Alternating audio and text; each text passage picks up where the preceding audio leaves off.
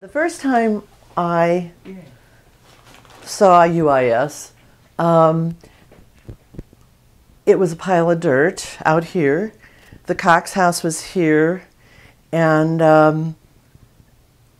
there was one other building across from what is now Student Life building. And that's all there was. And then when I was hired, I started out in the Myers building. Downtown. Mm-hmm. For the first few days, for the first couple of weeks, I worked up in the administrative area, and I worked with Drina Seidner, now Stickle, who worked in duplicating. And so I said, well, what can I do? There's nothing to do. What was your title? What was you hired for? What was your position? Staff nurse, I believe. Okay. So I said, what should I do? There are no students, nothing for me to do. And so they said, well, look at the newspaper and clip out the articles. So I kind of had, there are jobs that you do that you look for UIS news. So that's kind of what I did. And I was told then that I should go and Xerox them and collate them. And I said, Xerox, collate? What's that? Because nurses don't know what that is. But I learned to do that. Sangamon State was in the beginning a small university that always had to fight for everything it got.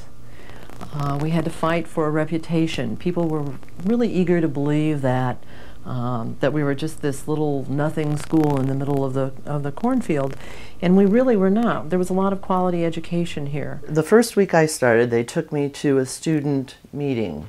It was an open meeting, and so it was held in the church, the Methodist church, I believe, downtown. And that's where we were having classes then. And they introduced me as the health service nurse, and I remember one student stood up and said, well, why do we need a nurse? And I, of course, had lots of ideas, but I really didn't know what college health was like, so I just kind of gulped and answered as best I could. And Homer came to my rescue and gave some good answers. And ultimately that student graduated from here, but he came to believe that maybe nurses weren't so bad after all.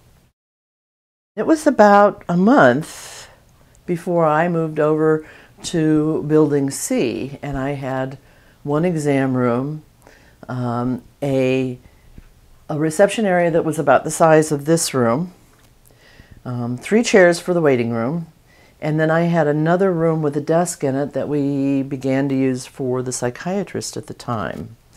Our physician was Dr. Gover, who had been in Springfield for a number of years and was an excellent physician. I loved working with him. I hated it when he left, but we have some great physicians now too. Nobody knew what a health service was like anyway, so I started visiting other health services and figured out what I thought we should be like, and that's why we're what we are now, is because of all the other health services in this state and other states that gave me guidance and help.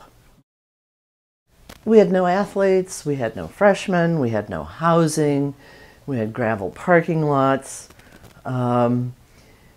We had a physician who was very good but didn't know what other college health services were doing either. Let's see, we had one international student, and he was from Jordan. His name was Subi Shalash. And I remember his name because he was the only one, of course, but also because that really was the first time I had to work with a student from another culture who had a problem. And while he was here, he learned that some very close family members had been killed in the Jordanian war. So we had to deal with his grief and how they adjust to that in their country.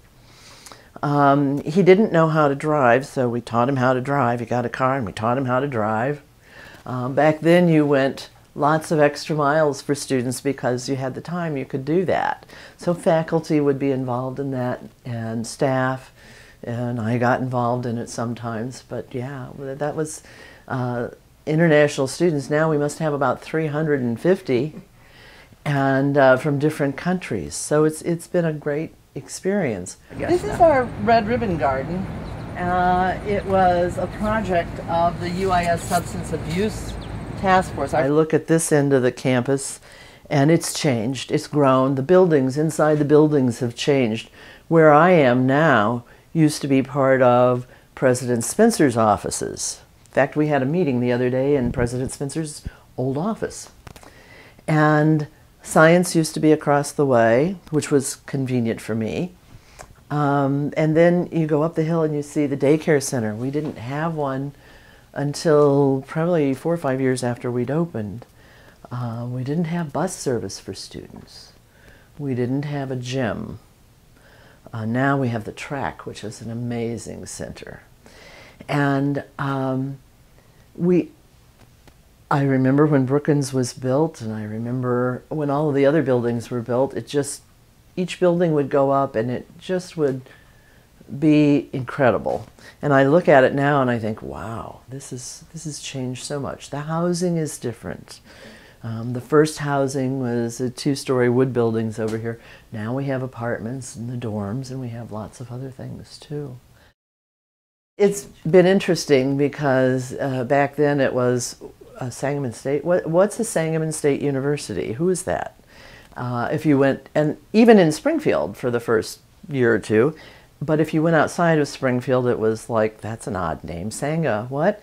And so you'd explain to everybody. Now, of course, you say you're U of I at Springfield, and they say, oh yes, I know where you are. Interestingly, though, people who graduated from Sangamon State or who had some experience with Sangamon State are around everywhere. In fact, I ran into a gentleman in Upper Peninsula, Michigan a couple of weeks ago who had applied here at Sangamon State and knew what Sangamon State was. When I told him where I worked, he said, oh yes, that's the old Sangamon State. So our graduates have sort of moved out everywhere all over the world. I had an email from one in Ireland not too long ago. Our students go everywhere, Kenya, China, everywhere.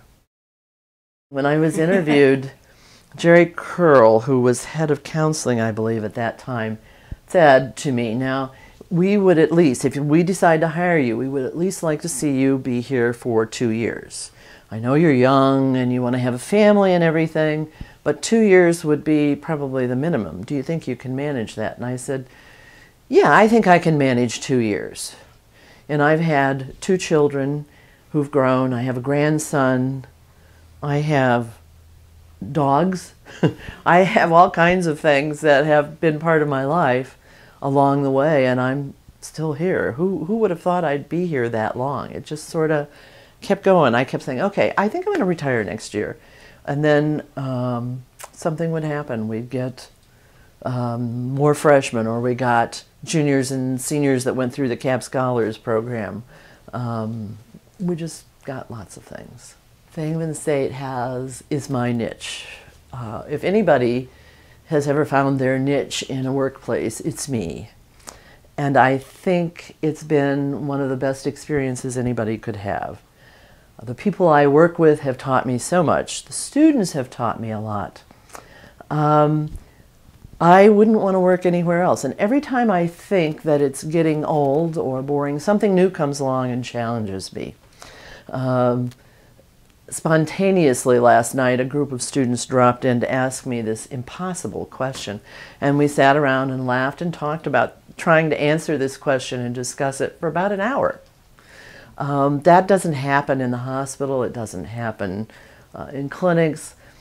We do a lot of teaching with students. You can see we have pamphlets, we have posters, we have translatable charts and dictionaries. So I work with people from everywhere, and I learn something new absolutely every day, maybe more often. So no, I wouldn't trade it for anything. It's going to be very hard if and when I decide to retire, because I will miss the students. There have been some things that haven't been wonderful, but you know, on the whole, it's been the best job that I could have had.